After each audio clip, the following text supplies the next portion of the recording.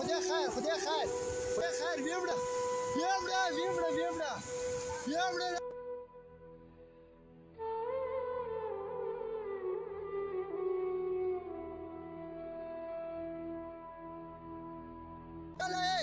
Ozis ma diublas. Ozis ma diublas.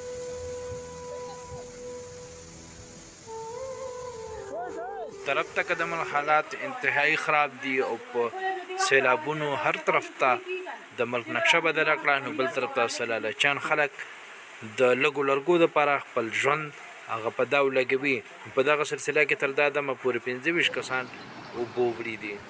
دا د نوهار مناظر دي کوم ځای کې چې په جی ټي روډ باندې څلور فوټه اوبه د پاسه دي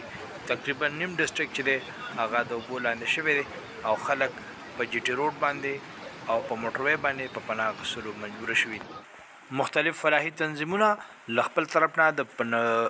د سیلاب متاثرینو لپاره د امداد کولو په کوشش کې دي خو تر دا دمه دا امداد د نش برابر دی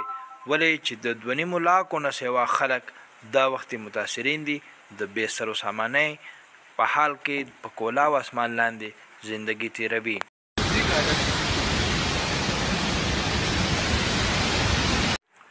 بلخوا توربیله ډیم خپل انتها ته رسېدلی چې په نتیجه کې تمامې دروازې او تمام سپیلزوی کولاو شوي دي د هغې نه وروسته د اوبو مناظر د انتهایي سطحې دا د ګیدړ کلي لارې طرف نه د اوبه را روانې دي دا پېښور روډ دی انتهایي ډېر زیات بوره حالات دي بلخوا چارساده هم ټوټله اوبو په مخه رااخیستې او په مین پېښور روډ باندې دومره زیاتې اوبه روانې دي چې نه لګي چې دا هم روډ دی بلکې د سیند صورتحال پیش روډ چارساده او دا د ګیدړ کلي ایریا ده او ډېر زیات بوره حالات دي انتهایی د اوبو فلو ډېره زیاته سیوا ده د پاک آرمي جوان هم راغلي دي د هیلپ لپاره او مقامي خلک هم ډېر زیات دي دا تاسو کتلی شئ د پنجاب او سند په مختلفو علاقو کې خلک د کولاو اسمان لاندې زندگی تیروي او چرته چې نه د سکلو د اوبو او نه د سرو د خوراک څه تنظیم شته په داسې حال کې د تمام ملک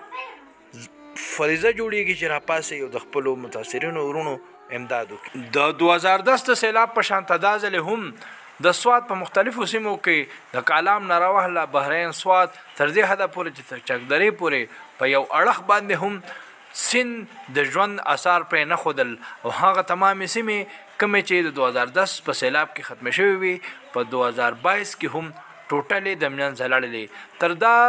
دمه پورې د نقصاناتو تخمینه په ټول پاکستان کې د 2000 اربه پورې لګېدلې ده یو خوا که سیلاب روډونه پلونه تباه کړل نو بل طرف ته یې د خواوشا علاقو سړکونه د بجلی کمبې او امارات داسې له منځه وړل چې نشانات یې پاتې نه شو علاقې ته بجلي روډ رسایي ټوټله بنده په سونو کسان تر دا دمه پورې د کالام د سوات مټلتان او د سوات په مختلفو سیمو کې بندیوان شوي چې د وتو لارې نشته په داسې حال کې چې ملک د سیلاب په ضد کې دی هر طرف ته اوبه دي کورونه وران شول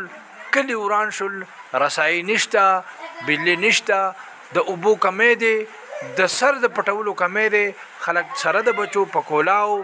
سړکونو د پلاستیکونو د لاندې ژوند تیروي د ملک د باقي خلکو دا فریضه جوړیږي چې راپاسي او د خپل دغه متاثرین نورونو د هر ممکن تعاون وکړي نه چې سلک لالچ دپاره سیندونو ته ودانګي دا 15 ورونه چې کوم لړل په کوهستان کې هغه هم د لږو لرګو جمع کولو په لالچ کې د سیند میاسته لړل زموږ د ټولو فریضه جوړیږي چې راپاسو او د خپل دغه د امتحان په دغه ګړی کې د خپل متاثرونو ورونو امداد وکړو د وخان جانان وطن نیوز بنیر